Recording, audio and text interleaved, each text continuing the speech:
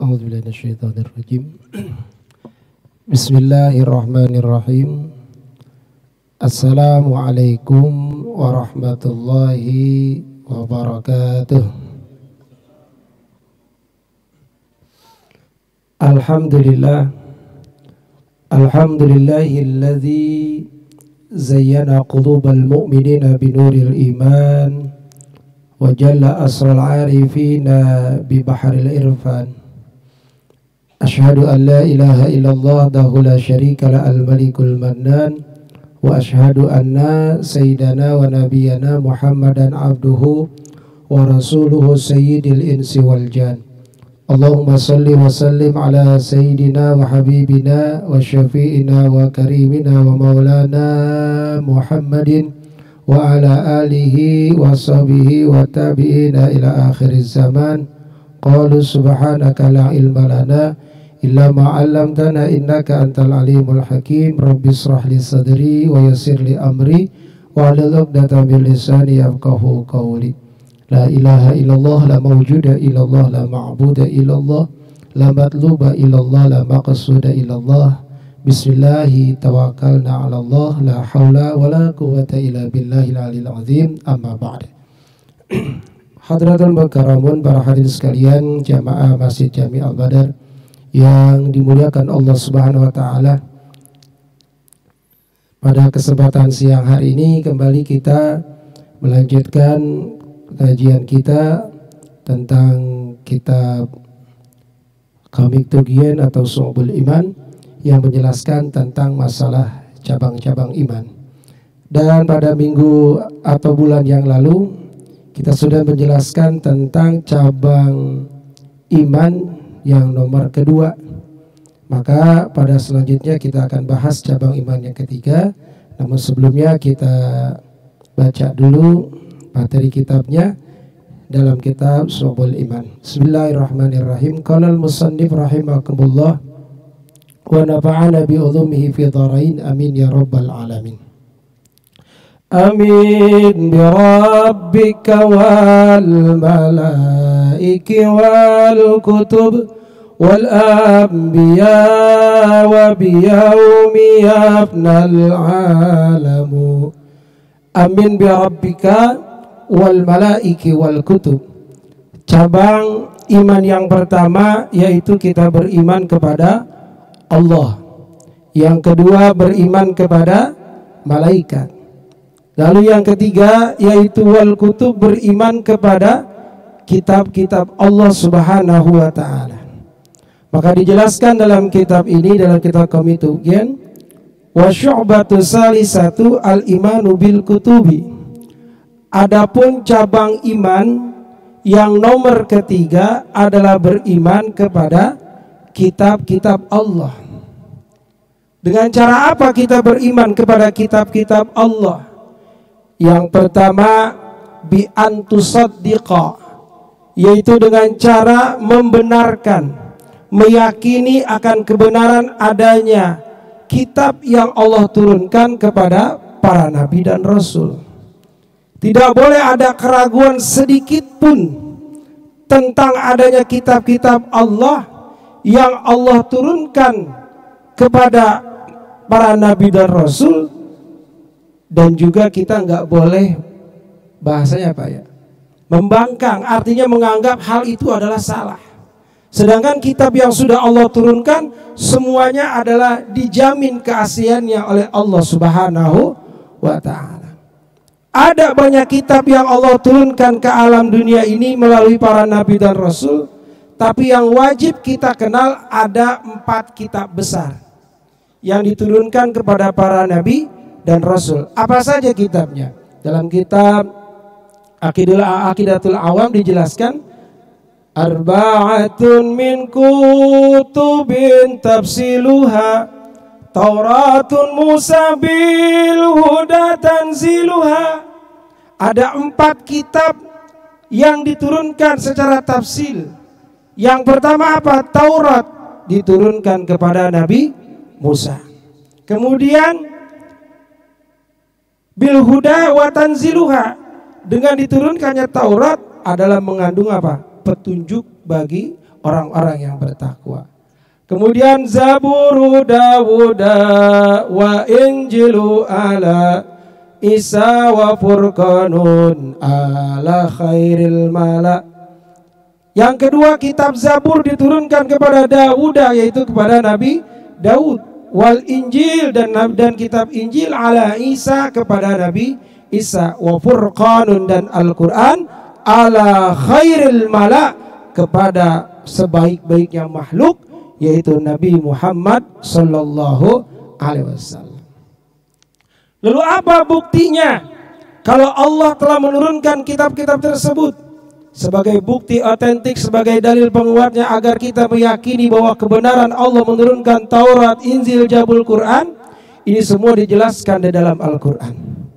Di antaranya yang pertama, surah Al-Maidah ayat 44, Allah berfirman, Inna anzalna Taurata fiha hudaw wa nur. Sesungguhnya kami telah menurunkan Taurat, di dalamnya ada petunjuk dan cahaya.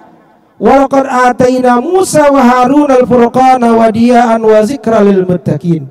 Dan sungguh kami berikan kepada Musa dan Harun apa Al-Furqan, yang dimaksud adalah kitab Taurat sebagai cahaya dan sebagai pengingat kepada orang yang bertakwa. Kemudian dalam surah Al-Isra ayat 55, Allah menjelaskan wa ataina Dawuda Zabura, dan kami berikan kepada Nabi Daud apa? Zabura, yaitu kitab Zabur. Kemudian Injil di dalam surah Al-Maidah ayat 42, Allah berfirman, wa qaffayna ala asarihim bi Isa ibn Maryam musaddiqan lima baina yadayhi minat Taurati wa atainahul Injila biha huda wa nur. Dan kami iringi atas perjalanan nabi-nabi terdahulu dengan Nabi Isa putra Maryam yang membenarkan atas kitab yang terdahulunya minat Taurah, yaitu Taurat, wa atainahul Injil, maka kami berikan kepada Nabi Isa itu adalah kitab Injil yang di dalamnya hudan wa nur, ada petunjuk dan cahaya. Dan yang terakhir, kitab Al-Quran. Apa buktinya? Allah berfirman dalam surah Al-Insan ayat 23, Inna nahnu nazzalna 'alaikal Qur'ana tanzila. Sesungguhnya kami telah menurunkan kepada engkau Muhammad Al-Quran tanzilan, secara berangsur-angsur.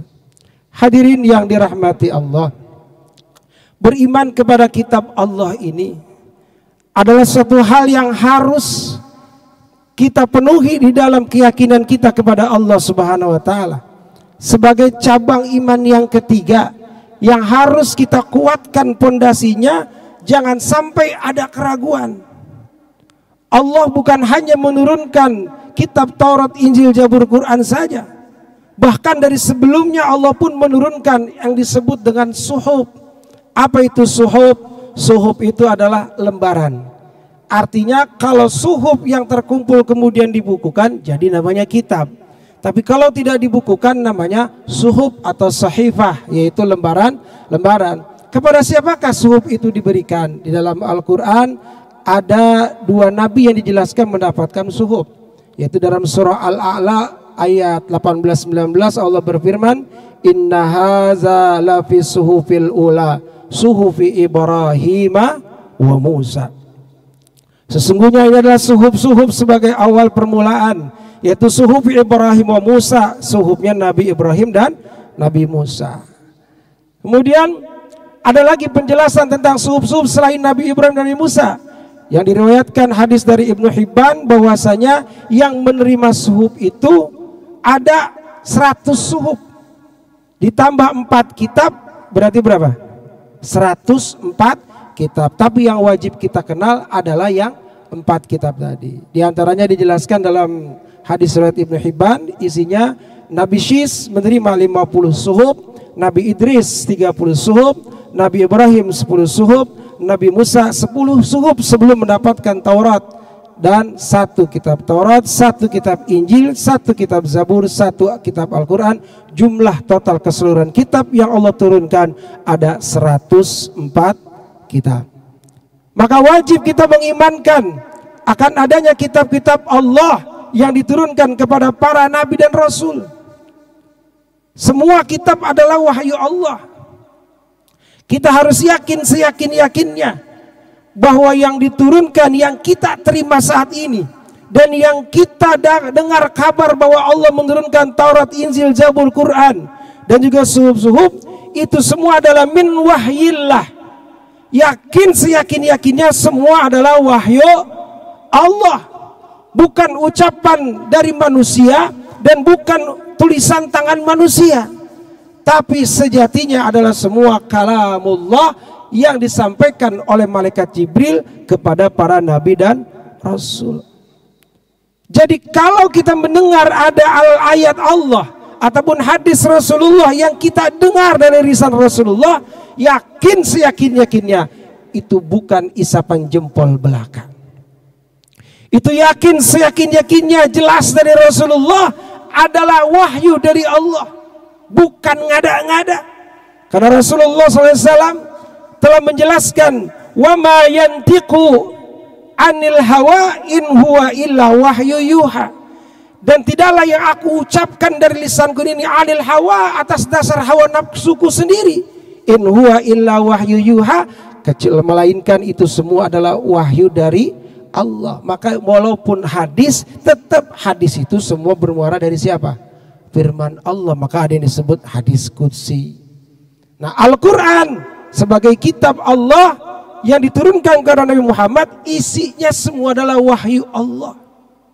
Sebagai apa? Sebagai penyempurna kitab-kitab sebelumnya. Taurat, Injil, Zabur, semua itu adalah isinya ada di dalam Al-Quran.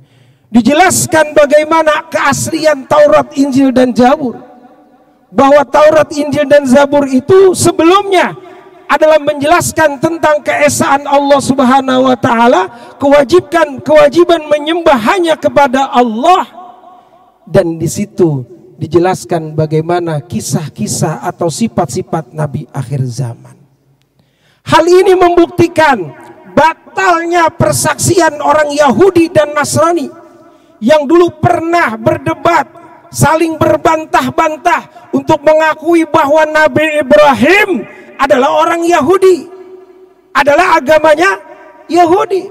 Maka Allah Subhanahu wa Ta'ala memberikan pembelaan, memberikan klarifikasi dalam surah Al-Imran ayat 65. Allah berfirman, ya ahlal kitab lima tuhajjuna fi Ibrahim. Hai ahli kitab, orang-orang yang paham tentang kitab-kitab Taurat dan Injil zaman dahulu, lima tuhajjuna fi Ibrahim, kenapa kalian berbantah-bantah dengan statusnya Ibrahim? Kalian menyatakan Ibrahim adalah Yahudi, kalian mengatakan Ibrahim adalah Nasrani, berebut pengakuan.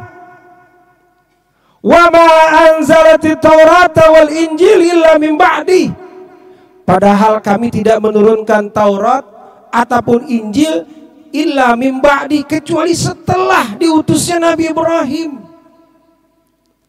Jadi bahasanya orang Yahudi mengakui Taurat sebagai kitabnya dan menganggap Nabi Ibrahim orang Yahudi. Orang Nasrani menganggap Injil sebagai kitabnya dan memberikan persaksian bahwa Nabi Ibrahim adalah orang Nasrani. Padahal Taurat dan Injil turun sesudah Nabi Ibrahim. Bagaimana mungkin kitab yang turun sesudah Nabi diutus diakui bahwa Nabi sebelumnya agamanya adalah Yahudi atau Nasrani? Maka Allah berfirman, illa min ba'di afala ta'qilun. Apakah kalian tidak berpikir wahai orang-orang Yahudi dan Nasrani, kalau Nabi Ibrahim itu adalah bukan orang Yahudi ataupun Nasrani, tapi Nabi Ibrahim adalah orang apa?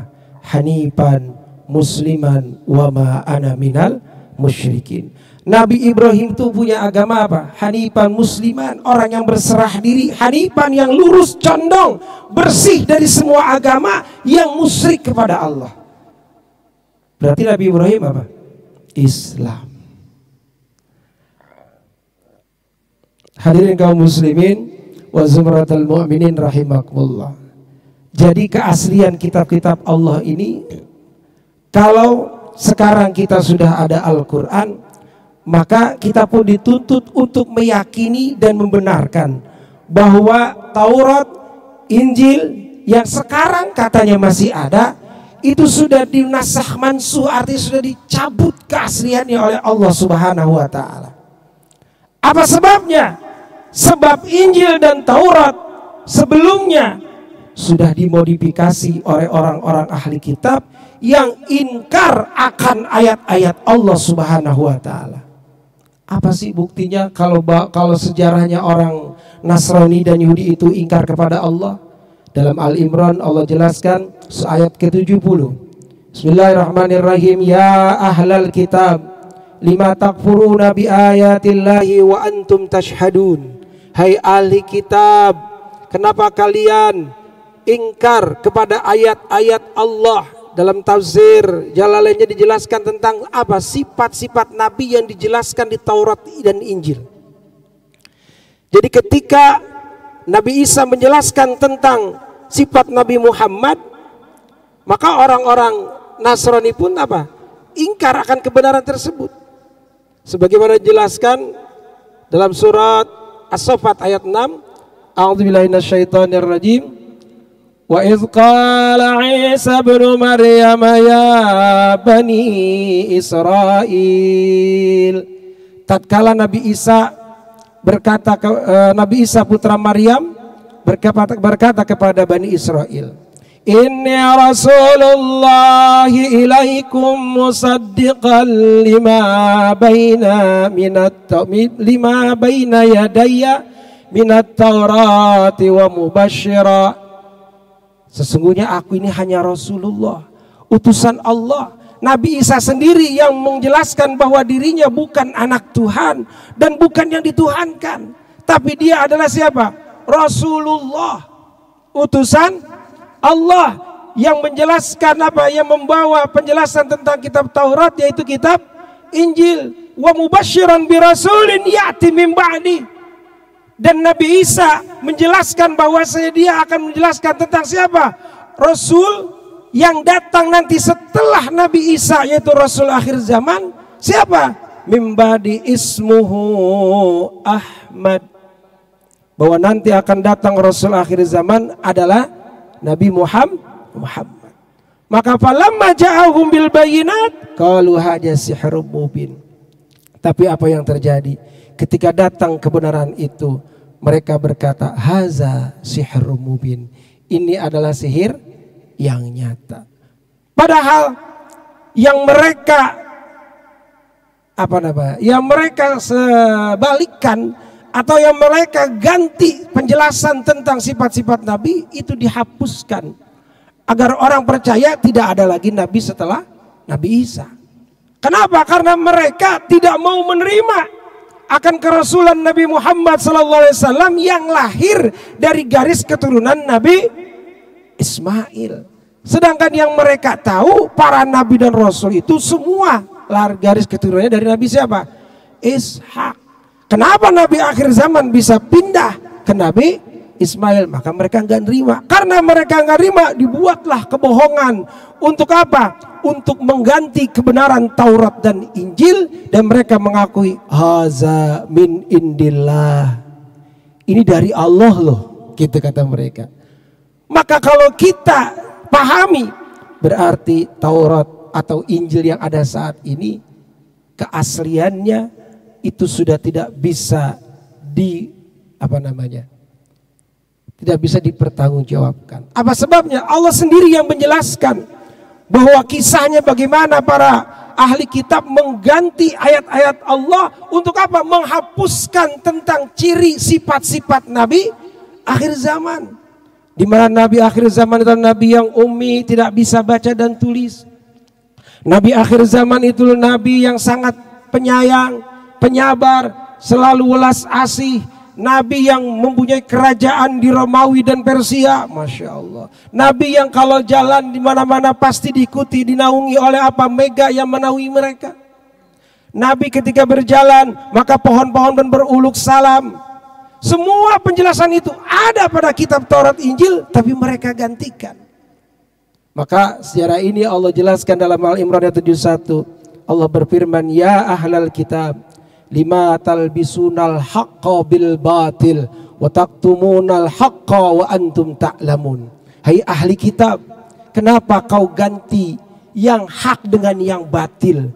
Kisah Nabi Muhammad dalam Taurat yang Injil kau hapuskan dan kau buang dari keasliannya.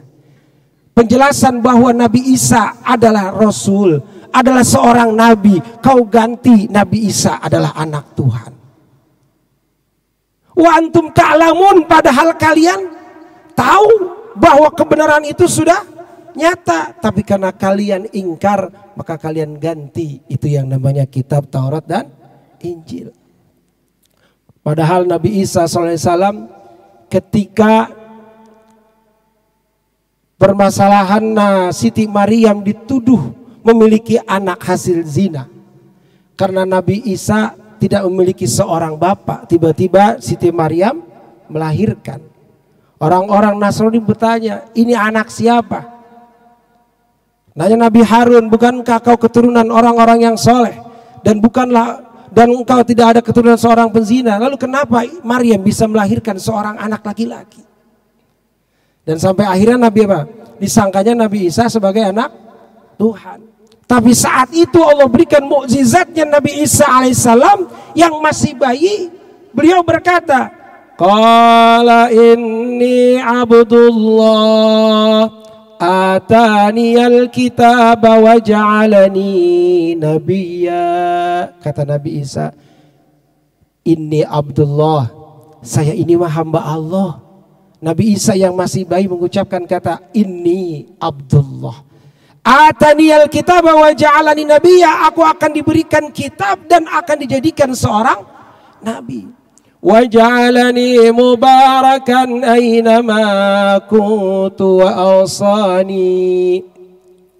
awsani bis salati waz zakati ma dumtu hayya. Dan aku dijadikan berkah hidupku aynama kuntu, di mana aku berada. Nabi Isa di mana berada memberikan keberkahan. Datang orang yang sakit sembuh, datang orang yang buta bisa melihat, bahkan orang yang mati bisa dihidupkan kembali. Berkahnya Nabi Isa. Tapi dengan orang Nasrani dijadikan sebagai apa? Kultus, disangkanya anak Tuhan. Padahal Nabi Isa mengatakan inni Abdullah. Hadirin rahimakumullah, beriman kepada kitab Allah sekali lagi perlu keyakinan yang sebenar-benarnya di dalam hati kita. Jangan sampai kita meyakini bahwa Al-Quran ini tidak valid. Al-Quran ini tidak relevan dengan kebutuhan kita di zaman modern ini. Padahal Al-Quran Allah turunkan sebagai kitab penyempurna dari semua kitab-kitab yang Allah turunkan, yang isinya tidak ada satupun yang kekurangan untuk kebutuhan hidup manusia dari zaman kita masih hidup sampai nanti hari kiamat. Dan bukan hanya urusan yang kecil, tapi semua urusan diatur oleh Al-Quran. Bahkan Al-Quran itu bukan hanya untuk orang Islam, tapi untuk seluruh manusia. Maka kalau manusia di alam dunia ini semua berpedoman dengan Al-Quran, maka apa yang terjadi? Keberkahan yang akan turun pada itu negeri. Maka Allah Subhanahu wa taala menjelaskan, walau anna ahlal qura amanu wattaqau la fatahna alaihim barakatim minas sama'i wal ard. Walau anna ahlal qura, Allah memberikan perumpamaan, kalau sekiranya satu penduduk kampung amanu, semua beriman kepada Allah, yakin kepada Allah, yakin kepada Rasulullah, yakin kepada Al-Quran. Amanu wattaqau, kemudian dia jalankan itu Al-Quran. Semua tunduk dengan aturan Al-Quran, meskipun dia bukan orang Muslim, tapi ikut tunduk dengan aturan Al-Quran. Maka apa janji Allah? La fatahna alaihim barakatim minas sama'i wal ard. Yakin kami bukakan keberkahan, ai ziyadatul khair, yaitu semua tambahan kebaikan, alaihim barakatim minas sama'i wal ard, dari langit dan dari bumi. Buat orang apa? Minimal dia percaya. Jadi meskipun dia belum beriman kepada Allah, tapi kalau dia mau ikuti aturan Al-Quran, maka dia akan selamat. Jaminan Allah Subhanahu wa taala. kalau kita mengikuti aturan Al-Quran, semua sendi kehidupan kita akan dipenuhi oleh Al-Quran. Maka jangan ada sedikit pun keraguan terhadap Al-Quran. Kalau kita sudah yakin antasdiqa bi annal Qur'ana wahyun ilallah, kalau kita sudah yakin dan benar, maka kita harus apa? Syarat tasdik, syarat menerima apa? Qabul. Harus nerima. Dengan cara apa? Kita berikrar dengan kalimat tasdik, raditu billahi robba wa bil islami dina wa bi muhammadin nabiyya wa rasula wa bil qur'ani imaman. Kalau sudah mengikrarkan Quran sebagai pedoman kita, maka jangan cari pedoman yang lain kecuali hanya Al-Quran. Yakin kalau kita ngikutin jalur Al-Quran, nggak ada satupun yang merasa rugi hidup di dunia ini dengan Al-Quran. Satu contoh kecil, motor diproduksi oleh perusahaan motor. Apa cuman motornya doang yang diciptain? Pasti diiringi dengan buku panduan pemeliharaan motor yang sering kita abaikan. Dari mulai ganti olinya, dari mulai cek spare partnya, kemudian lampunya, sennya, kelistrikannya, dan suspensinya, semua ada di buku panduan motor. Yang kalau kita ikutin semua aturannya, motor kita awet nggak? Awet. Pengecekan berkalanya ada. Begitupun sama Al-Quran yang lebih sempurna dari hanya sekedar buku panduan kendaraan. Yang kalau kita mau terima dan kita jalani, insya Allah Allah yang jamin, bukan manusia. Maka Al-Quran menjadi apa? Panduan hukum syara, yang semua itu adalah untuk kepentingan kemaslahatan hidup manusia di dunia wal akhirat. Allah melarang mabuk-mabukan. Apa tujuannya? Agar menjaga kesehatan akal manusia. Karena orang yang mabuk rusak saraf otaknya. Allah melarang perzinahan, mewajibkan nikah. Agar apa? Agar jelas keturunan kita, agar jelas pernikahan kita, menjaga nasab kita. Dan Allah melarang kita untuk apa? Merusak badan. Ada larangannya. Dan semuanya pun ada. Bahkan kemarin kita baru saja dengar, masih hangat di telinga kita, urusan masuk WC aja Allah atur dengan berdoa kepada Allah Subhanahu wa ta'ala. Apalagi urusan yang lain. Jadi simpulnya, Al-Quran adalah pedoman kita yang wajib kita imani, yang wajib kita yakini seyakin-yakinnya, dan kita niatkan dalam hati. Kalau kita sudah ridho Al-Quran sebagai imam kita, maka pun kita harus ridho menjalankan aturan Al-Quran, dimulai dari diri sendiri, dimulai dari yang kecil, dimulai saat ini, jangan tunggu besok. Mudah-mudahan ada manfaatnya. Kita lanjutkan lagi pada pembahasan selanjutnya, insya Allah pada pertemuan selanjutnya, yaitu iman cabang yang keempat, yaitu beriman kepada para nabi. Mudah-mudahan ada manfaatnya, mudah-mudahan dapat kita amalkan dalam kehidupan kita sehari-hari. Amin ya rabbal alamin. Bismillahirrahmanirrahim. Allahumma sholli ala sayyidina Muhammad wa ala ali sayyidina Muhammad. Allahumma rabbana anfa'na bima alamtana, rabbi alimna lazi yanfa'una, rabbi faqihna wa faqih ahlana wa qarabati lana fi dinina, tawassalna bi ta'allumin, tawassalna bi ta'limin, antarzuqana wasi'ah wa antarzuqana al-amana. Rabbana ya Allah atina fid dunya hasanah wa fil akhirati hasanah wa qina adzabannar. Subhanaka Allahumma bihamdika asyhadu an la ilaha illa anta astaghfiruka wa atubu ilaik. Billahi taufiq wal hidayah wa afu minkum. Wassalamualaikum warahmatullahi wabarakatuh.